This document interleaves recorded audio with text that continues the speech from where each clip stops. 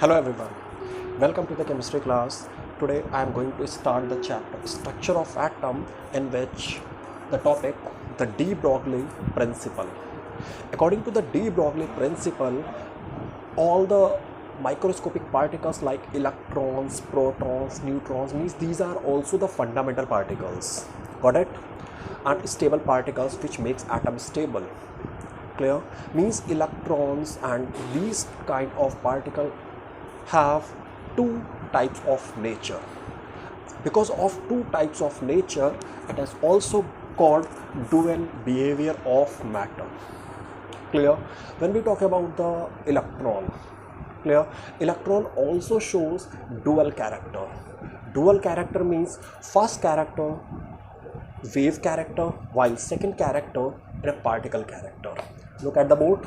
Means according to the de Broglie principle, electron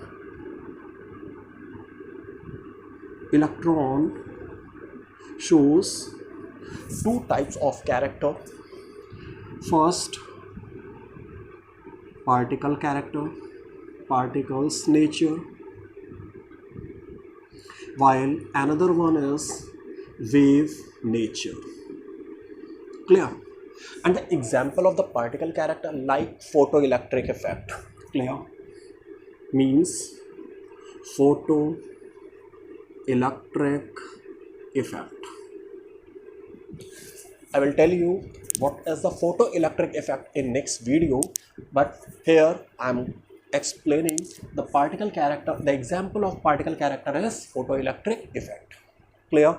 And wave nature. Wave nature shows like interference, diffraction. Clear? This shows wave character. Means according to the de Broglie suggested that electron shows two types of character, means particle nature and wave nature. Example of the particle nature is a photoelectric effect, while the example of wave nature is interference and diffraction. According to the wave nature, according to wave nature, wavelength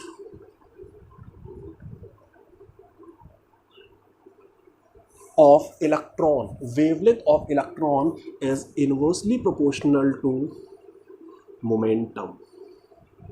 Clear? According to the de Broglie suggested that the wavelength of electron is inversely proportional to momentum. Let's the symbol of wavelength is lambda, which is inversely proportional to momentum. Momentum is represented by letter P. Clear?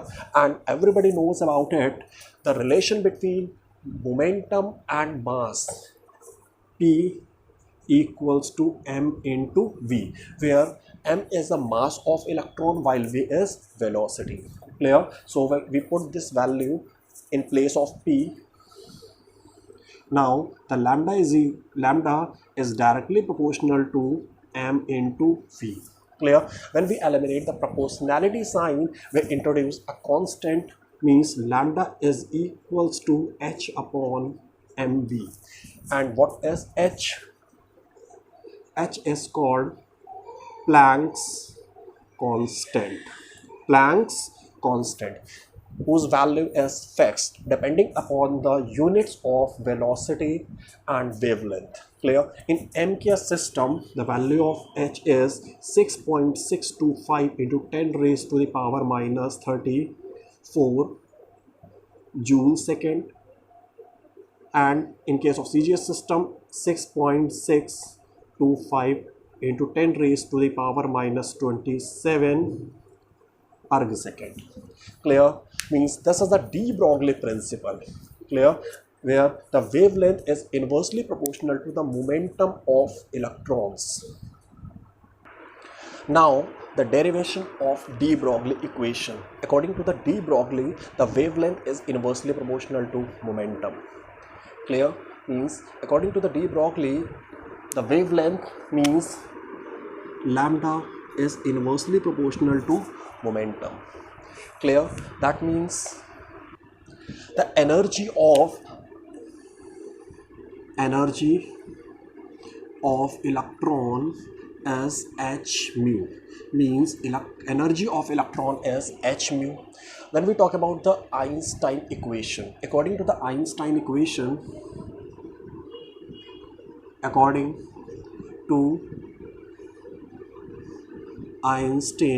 equation, E equals to mc square, where m is the mass of electron and c is the speed of light.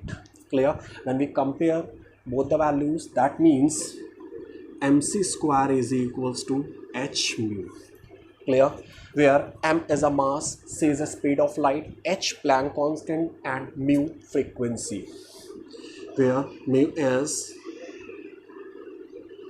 frequency, and we know that mu is equals to c by lambda, means it is the relationship between frequency and wave velocity. Clear? That means the frequency is equals to the wave velocity upon wave length. Clear? When we put this value over here, then mc square is equals to hc by lambda, can cc cancel from both sides, then lambda is equals to h upon m into c. Here the m is a mass and c is the speed of light, and c is the speed of light for electromagnetic radiation. Electron, protons and neutrons, they also behave like electromagnetic radiation. Clear? That means lambda is equals to h upon p. Clear? This is the derivation of de Broglie principle. Clear? Means lambda is equals to h upon p. Now the application of de Broglie principle. How will you calculate the de Broglie wavelength when the kinetic energy is given? Means in question, suppose that it is given that kinetic energy. Clear? Then how will you calculate the de Broglie wavelength? Clear? Kinetic energy, let kinetic energy K is given. Clear? Means we know that the formula of kinetic energy is equals to half mv square. Half mv square. Clear? Now we calculate the value of mv square. mv square is equal to 2 times of kinetic energy. Clear? And multiplied by m in both sides.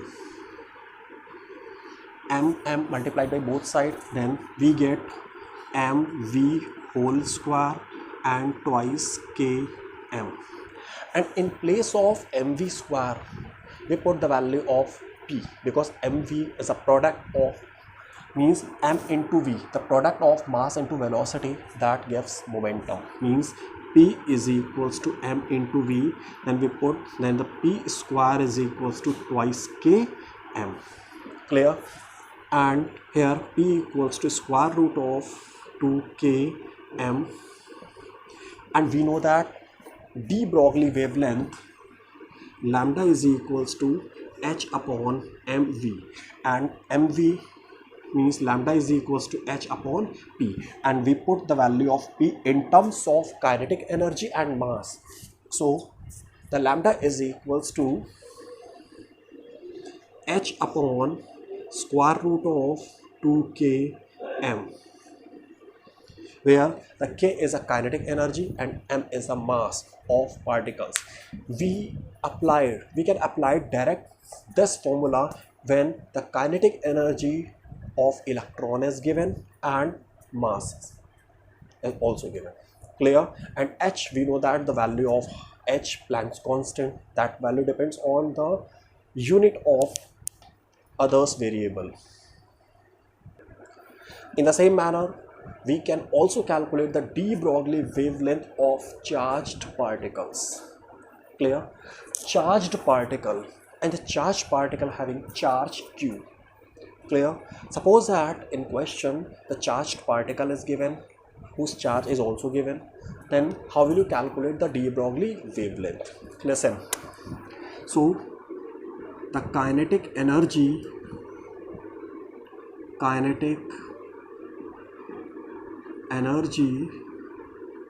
of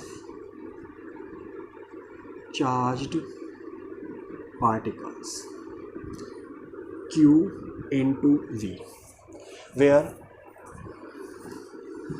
charged particles means Q into V. Q is the charge and V potential. Clear? That means kinetic energy of charged particle is Q into V. Q is a charge while V is potential. Clear? And we know that the formula of kinetic energy, half mv square is equals to qv. Half mv square is equals to qv. Clear? In the same manner, we calculate the mv square, that means 2qv, and multiplied by m in both sides. Multiply